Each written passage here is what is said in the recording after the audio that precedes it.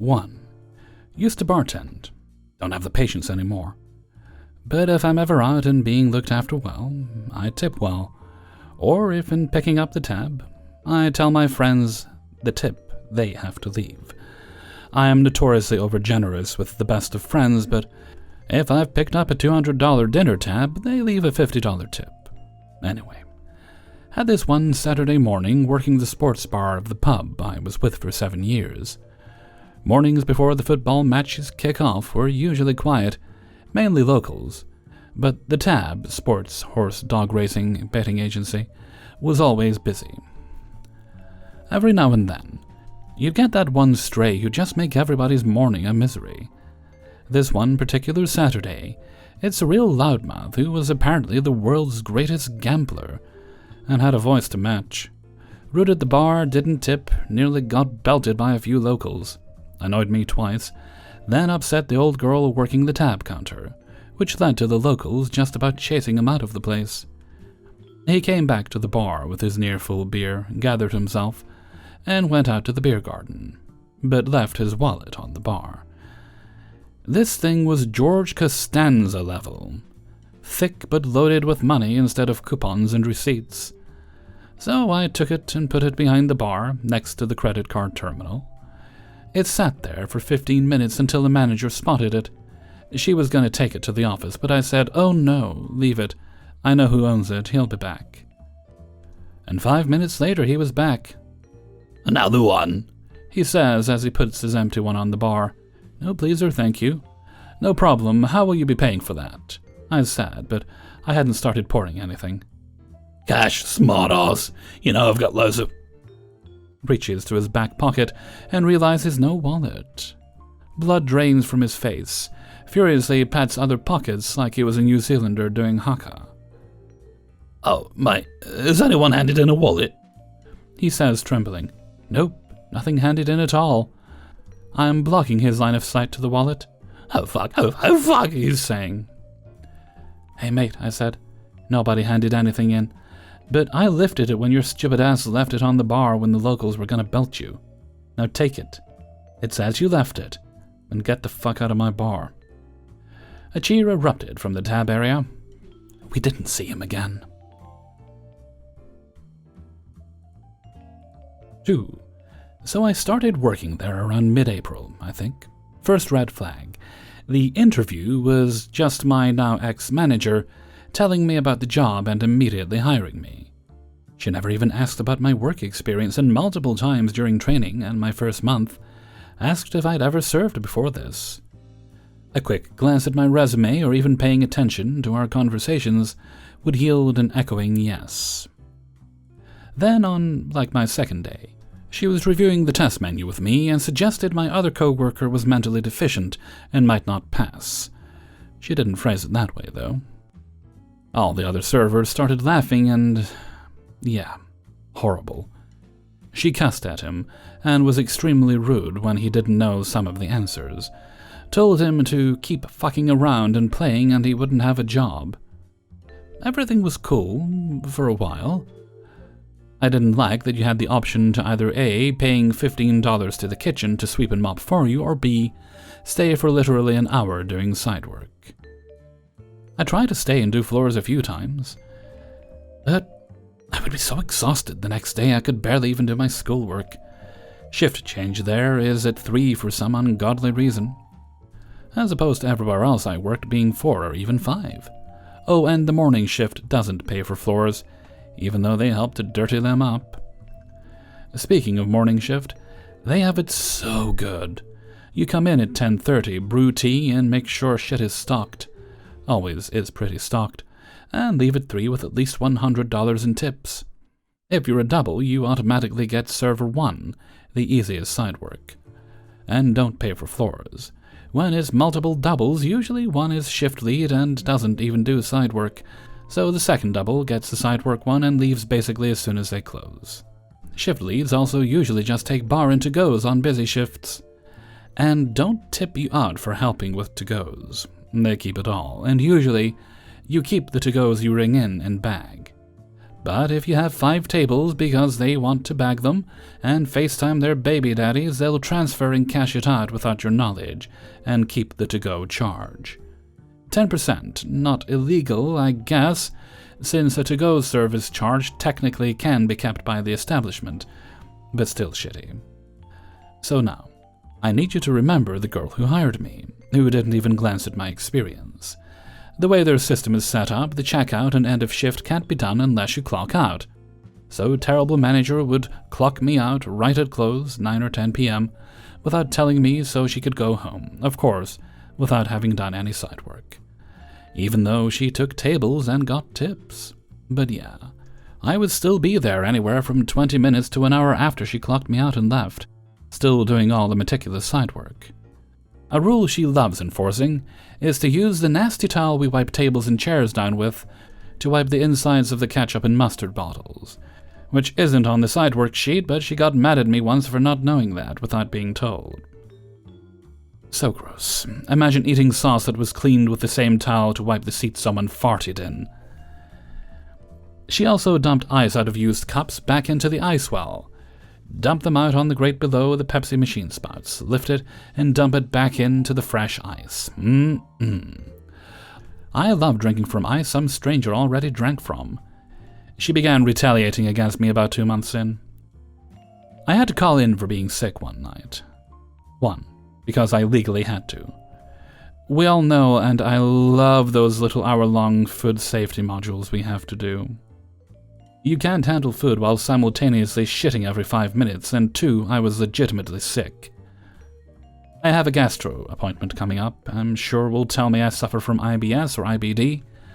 But since there's no formal diagnosis, I can't use it for disability or FMLA. So that ticked her off.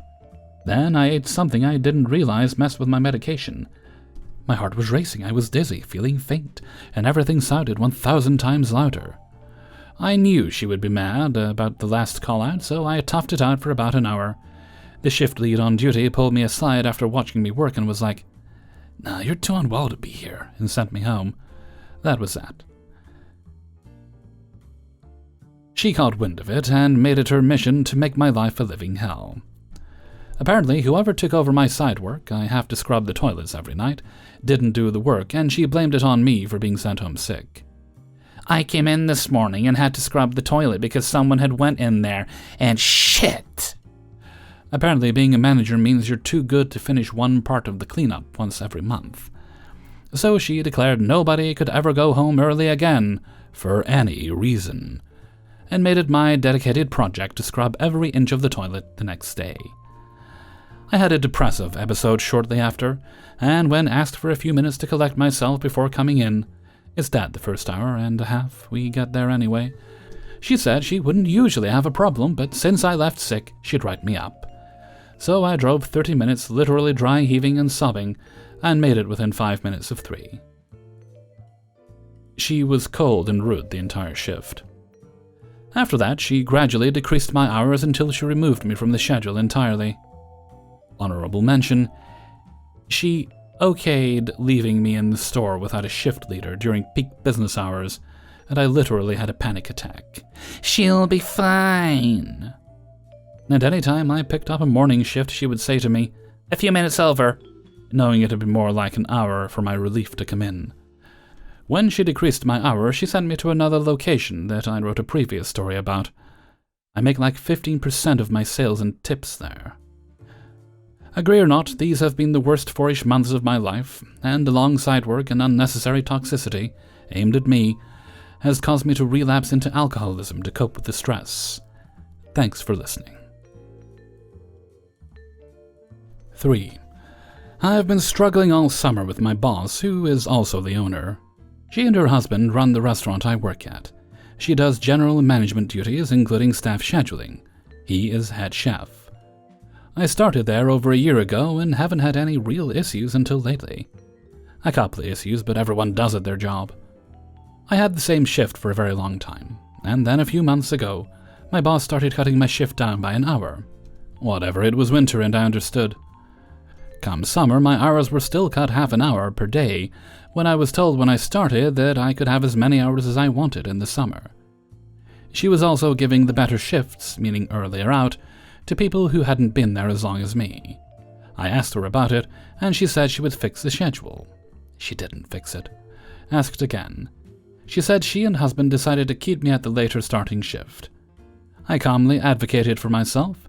She offered to let me work a mix of the earlier shifts and the shift I'd been working, 11:30 to 4, which I didn't want. I worked 11 to 4 before, and I said okay. The mixed shifts started on the most recent schedule.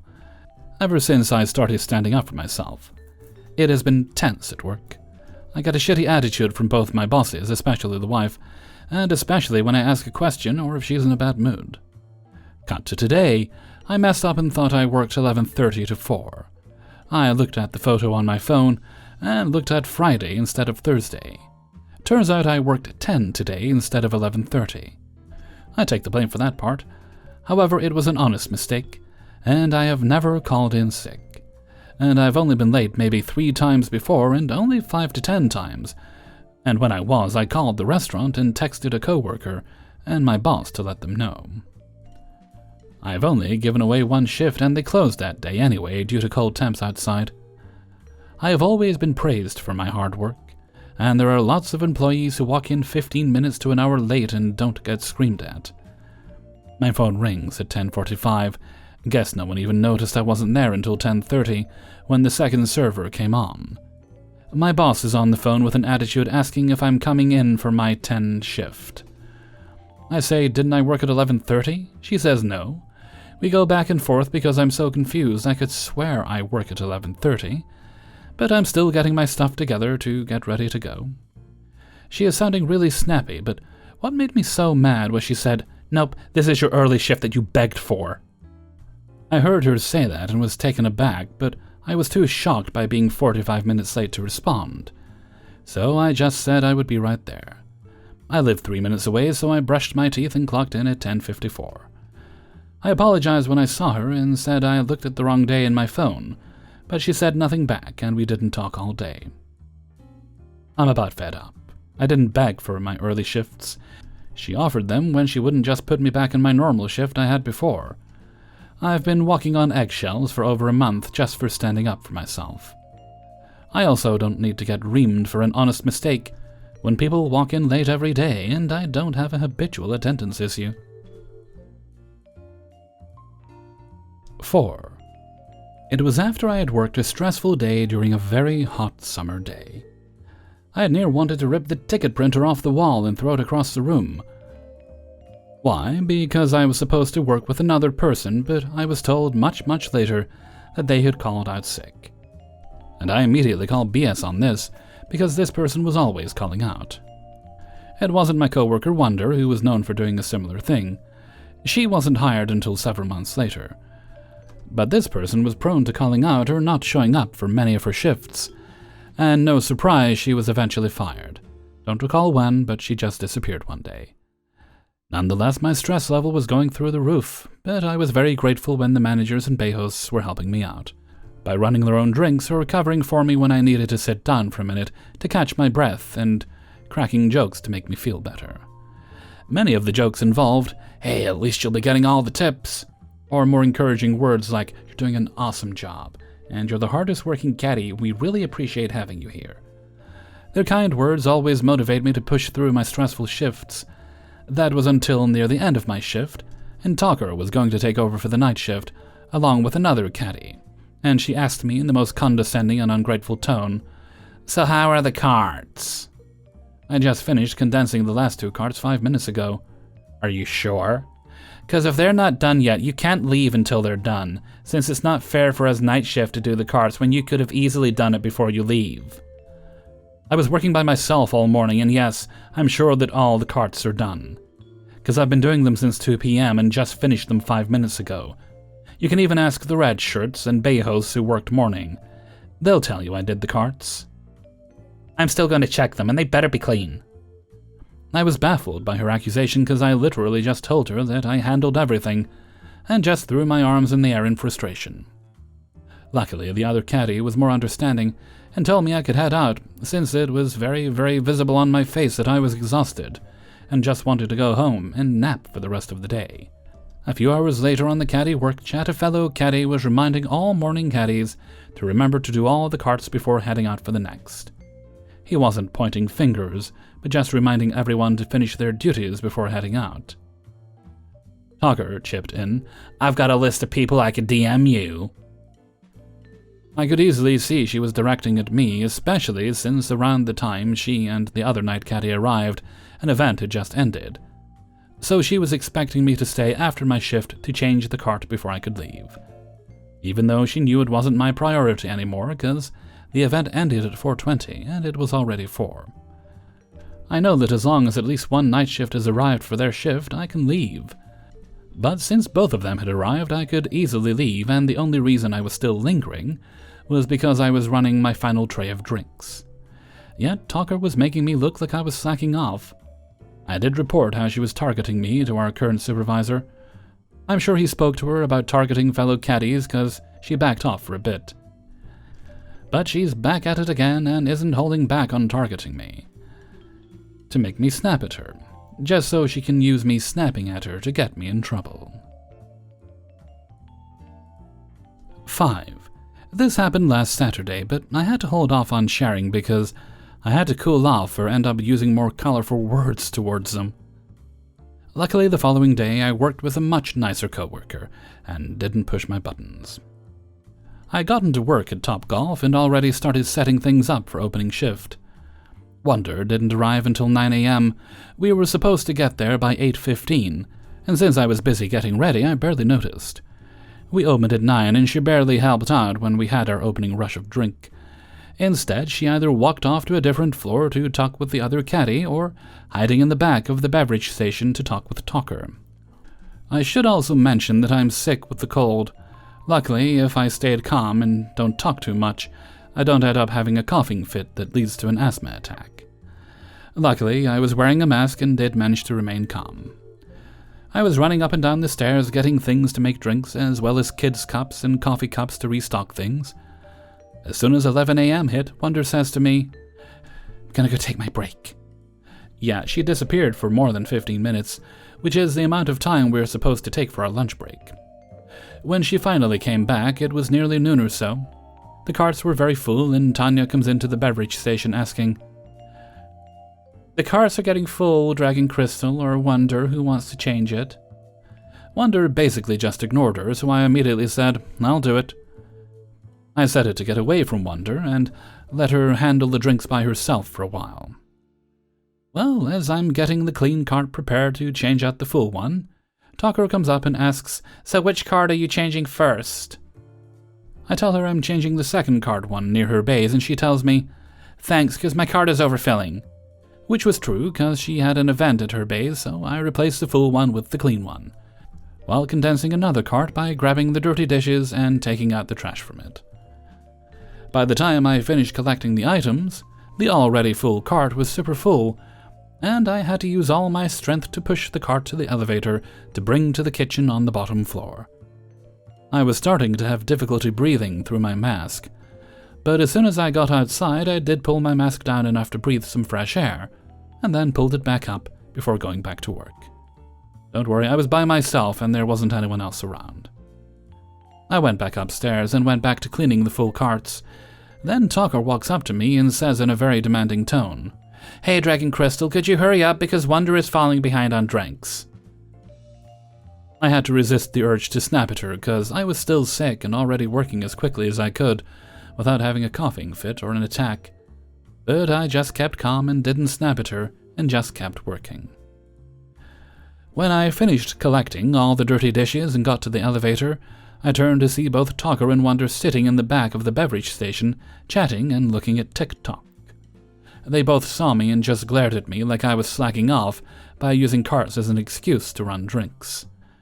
Well, I just ignored their glares and pushed the cart into the elevator.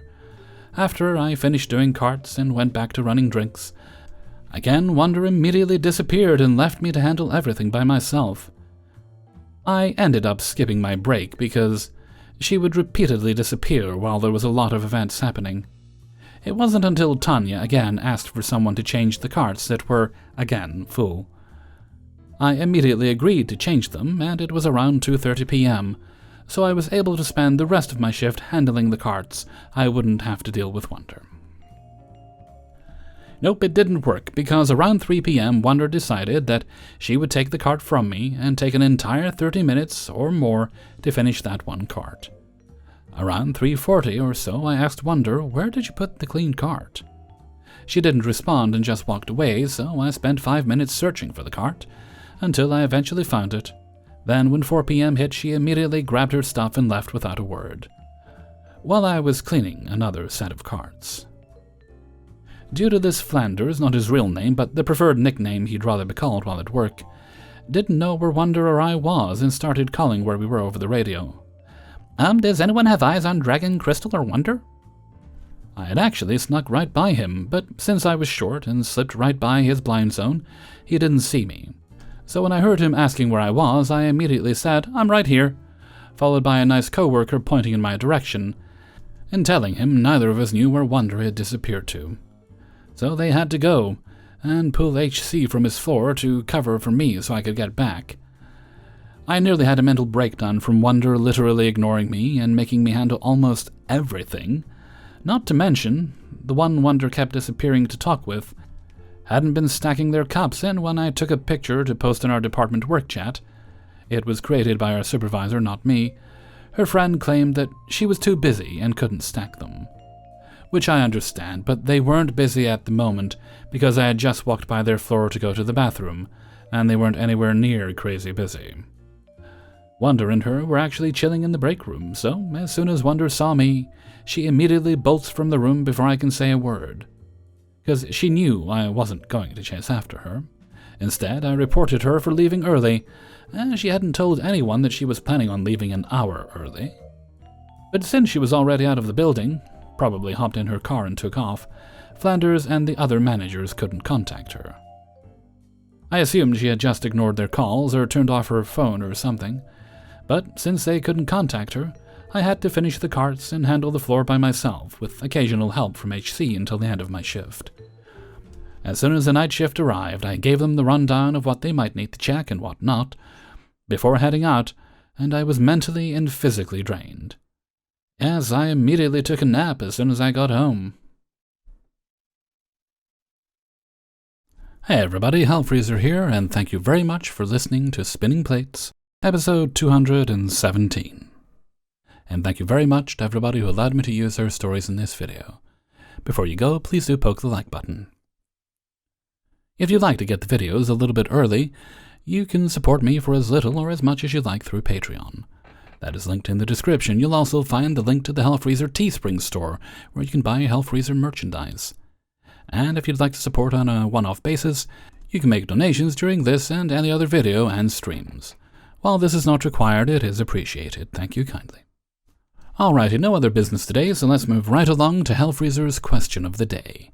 And today's question is: what is your latest obsession, the thing that takes up so much of your free time? Looking back, you think, damn, don't I have other hobbies? For me, right now, I'm really enjoying Fallout 76. Now, I know it's got a bad reputation, and it was deserved when it was first released, but it has improved a lot in the years since.